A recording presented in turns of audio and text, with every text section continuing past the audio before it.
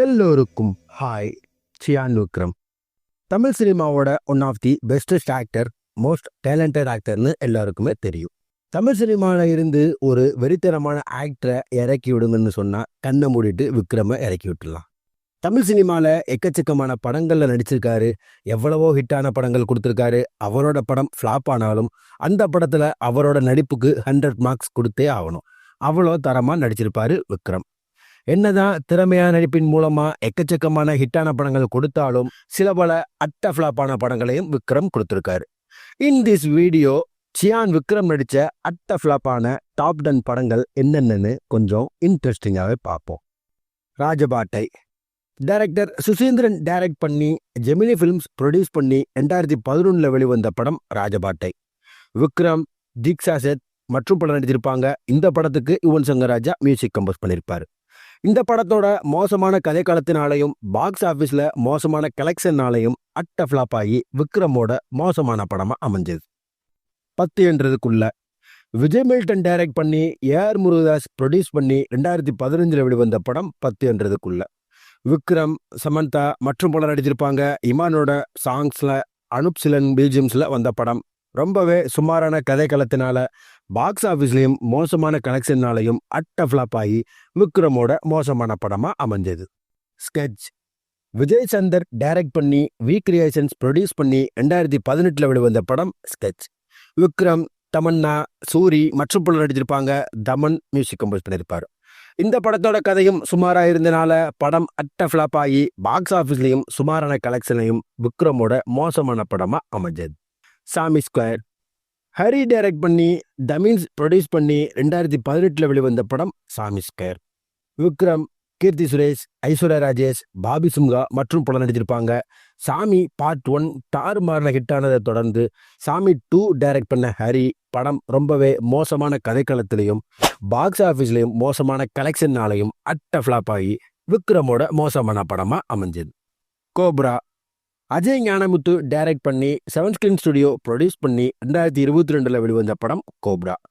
விக்ரம், ஸ்ரீநிதி செட்டி, இர்ஃபான் பட்டான், KS Ravikumar மற்றும் பலர் நடிச்சிருப்பாங்க. இசைப்புயல் ஏஆர் ரஹ்மான் மியூசிக் கம்போஸ் பண்ணியிருப்பார்.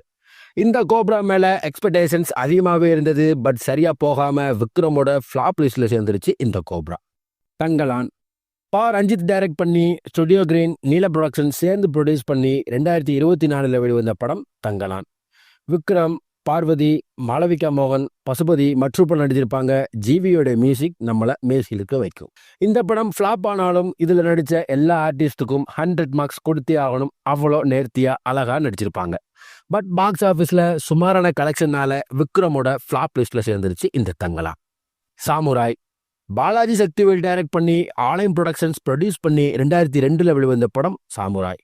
விக்ரம், அனிதா, நாசர் மற்றும் படம் நடிச்சிருப்பாங்க. ஹாரிஸ் ஜெராஸ் மியூசிக் கம்போஸ் பண்ணியிருப்பார்.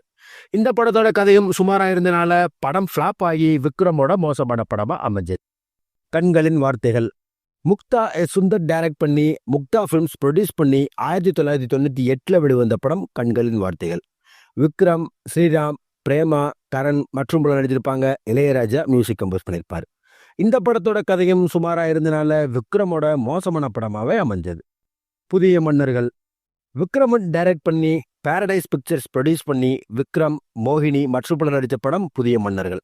இசைப்புயல் ஏஆர் ரஹ்மான் மியூசிக் கம்போஸ் பண்ணியிருப்பாரு. சுமாரான கதைக்களத்தினாலையும் பாக்ஸ் ஆஃபீஸில் மோசமான கலெக்ஷனாலையும் படம் ஃப்ளாப் ஆகி விக்ரமோட மோசமான படமாக அமைஞ்சது.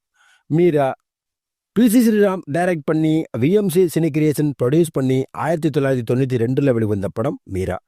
விக்ரம், ஐஸ்வர்யா, சரத்குமார் மற்றும் படம் நடிச்சிருப்பாங்க. இளையராஜா மியூசிக் கம்போஸ் பண்ணியிருப்பார். இந்த படத்தோட மோசமான கதைக்களத்தினால பாக்ஸ் ஆஃபீஸ்லேயும் மோசமான கலெக்ஷனால விக்ரமோட மோசமான படமாக அமைஞ்சது. இப்படி விக்ரம் என்னதான் சில பல அட்ட ஃப்ளாப்பான படங்களை கொடுத்தாலும் அந்தந்த படங்களில் அவரோட நடிப்பை குறை சொல்லவே முடியாது. அவரோட நடிப்புக்கு படம் தாறுமாறான கிட்ட கொடுத்துருக்கணும். ஹார்ட் லக் சுமாரான கதைக்களத்தினால படம் ஃப்ளாப் ஆயிருச்சு. But anyway he is one of the bestest and finest actor in Tamil சினிமான்னு ஆணித்தரமாக சொல்லலாம். இந்த வீடியோ பிடிச்சிருந்தா லைக் பண்ணுங்க. உங்கள் ஃப்ரெண்ட்ஸ் எல்லாத்துக்கும் இந்த வீடியோவை ஷேர் பண்ணுங்க. விக்ரம் நடித்த ஃப்ளாப் மூவிஸ் லிஸ்ட்டில் இது நல்ல படம்னு நீங்கள் நினைக்கிற படத்தை கமெண்ட்டில் சொல்லுங்கள். அடுத்து ஒரு இன்ட்ரெஸ்டிங்கான வீடியோவில் நான் உங்களை சந்திக்கிறேன். Until then, by.